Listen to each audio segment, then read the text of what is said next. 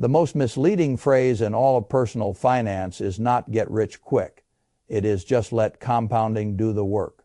Compounding is real, it is powerful, it is one of the few forces in finance that can make small, disciplined actions become something much larger over time. But most people are taught to think about it at the wrong stage of the journey. They are shown the beautiful ending without being shown the threshold that has to be crossed before the ending starts to feel real. So they invest a little each month, they do what they were told, they check the balance a few years later, and they feel cheated. That feeling is not irrational. It comes from a missing piece of the model before compounding becomes visible. Contributions are doing almost all of the heavy lifting. And if your monthly investment is too small for too long, compounding does not stop working. It just works so slowly that for a large stretch of your life, it is almost indistinguishable from a polite savings account that occasionally smiles at you and then goes back to sleep. That is what I want to explain to you, not with romance, with machinery. I like mechanical pictures because they force honesty. Think of a turbocharger in an engine. At low engine speed, the turbo is technically there, it is attached, it exists. But you do not feel it. The engine is running mostly on what you are feeding it directly. Then once the RPM climbs high enough, the whole character of the machine changes. The same engine suddenly feels stronger, quicker, more alive. You have entered boost. An investment account behaves the same way before the portfolio reaches a certain size. You are the engine. Your monthly contributions are the combustion. The returns are technically compounding. Yes, but not with enough force to change your life in a way you can feel. Then the account reaches a scale where the percentage finally matters in dollar terms. That is when the boost starts. That is when the machine begins helping in a way that is visible. Instead of theoretical, most financial advice commits the same sin. It treats these two phases as though they were one continuous process with one set of priorities. They are not. Phase 1 is pile building, Phase 2 is pile compounding. Confuse them and you will waste years solving the wrong problem. Let me put numbers on it, because vague inspiration is worthless here. Assume a long-term return of 8%, not fantasy, not an internet promise, just a reasonable, conservative long range assumption for an equity, heavy investing plan.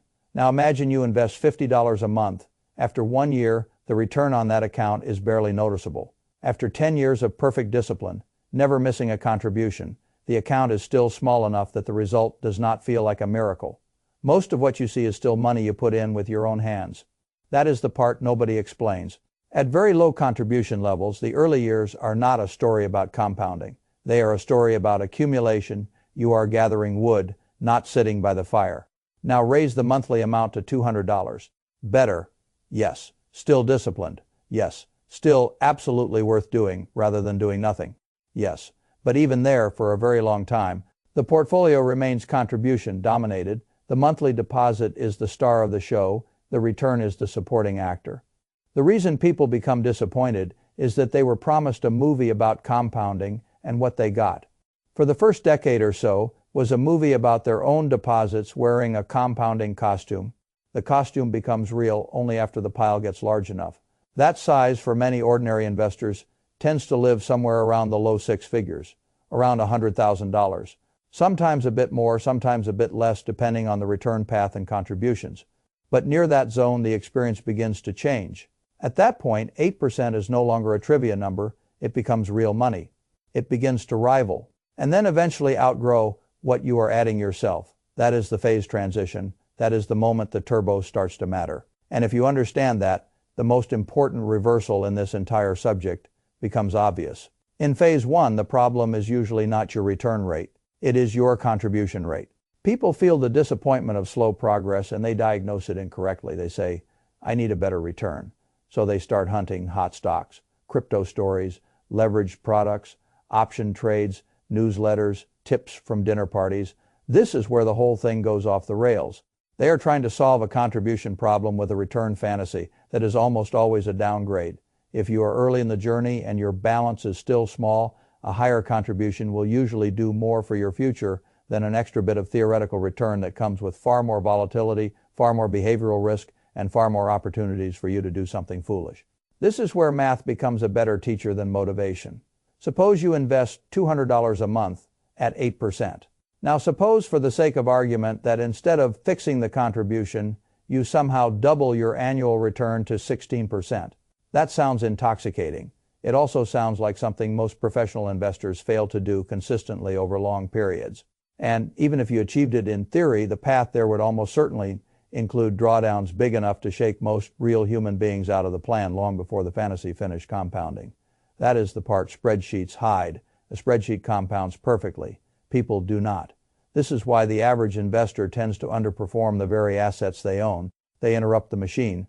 They buy after excitement and sell after pain. They touch the engine every time they get nervous, and then they wonder why the car never gets where the brochure said it would. Now compare that with something far less glamorous. Instead of chasing a heroic return, raise the monthly contribution from $200 to $350. Same boring fund, same boring expected return, same boring discipline. The result is usually better, safer, and vastly more repeatable. There is no dinner party story attached to this. No one boasts about being the person who increased automatic contributions by $150. But that invisible choice has created more actual fortunes than almost every exciting idea on the internet.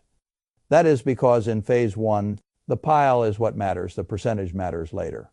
I want to make this even clearer. Take 8% of $10,000. It is not life-changing. Take 8% of $100,000. Now you are starting to notice it. Take 8% of $500,000. Now the return starts to look like a serious income stream. Same percentage. Different life. The variable that changed was not brilliance. It was pile size. That is why I say phase one is not a game of maximizing elegance. It is a game of reaching mass. And the first dollars are the most powerful dollars you will ever invest. A dollar invested in year one has a runway that a dollar invested in year 25 will never have. The market does not treat early and late dollars equally. Time does not treat them equally. The entire architecture of compounding is unfair in favor of early discipline. That is why start small is good advice. Only if it means start now, it becomes terrible advice. When people hear it as stay small and don't worry about scaling. Starting small is a behavioral trick. Staying small is a financial handicap. Once the habit exists, the real work begins. You have to grow the number. Not eventually, as early as your life allows, because the first years of the journey are where your most valuable compounding years live. This is why I care so much about raises, bonuses, paid-off car loans, tax refunds, and any other moment when cash flow changes. Most people let lifestyle absorb those changes automatically. The raise arrives, and within 90 days, the money has disappeared into slightly better habits, slightly easier conveniences, and slightly higher expectations. No one sat down and voted for lifestyle inflation. It just seeped in. That is why I like hard rules. When income rises, redirect part of it immediately, not after thinking, not after celebrating, immediately. Half of every raise going into investments is one of the cleanest rules I know. It lets life get better and the portfolio get stronger at the same time. The same logic applies when a recurring expense disappears. A car payment ends. A student loan ends. Some household burden falls away. That is not extra money. That is capital looking for its next assignment. If you do not assign it, your lifestyle will. The lifestyle is always hiring. That is why architecture beats willpower. If you wait until the money is sitting in the checking account, you will start negotiating with yourself. Negotiation is where discipline goes to die. Better to decide in advance. The day the payment disappears, the automatic investment rises. No ceremony, no debate. The system simply claims the cash before your habits do. I know this sounds less exciting than hunting the next big winner. It is. That is why it works. The financial industry does not like this kind of truth very much because there is almost no product attached to it. There is no premium dashboard called increase your monthly contribution and leave it alone. There is no exciting brokerage revenue in telling you to sit quietly in a low-cost fund and solve the real problem by investing another $100 a month. The monetizable story is always about return. What will outperform, what will double, what the new angle is. But in phase one, most people do not need a new angle. They need a bigger shovel. Let me give you a real-life framework. Imagine a man in his late 30s earning a respectable living. He has been putting away $150 a month for years. He has done everything right. He started. He stayed disciplined. He did not panic. He did not gamble. And yet the account still looks unimpressive. He begins to wonder whether the whole system is designed only for people who already have money. That feeling is understandable. It is also the exact moment when most people make their most expensive mistake.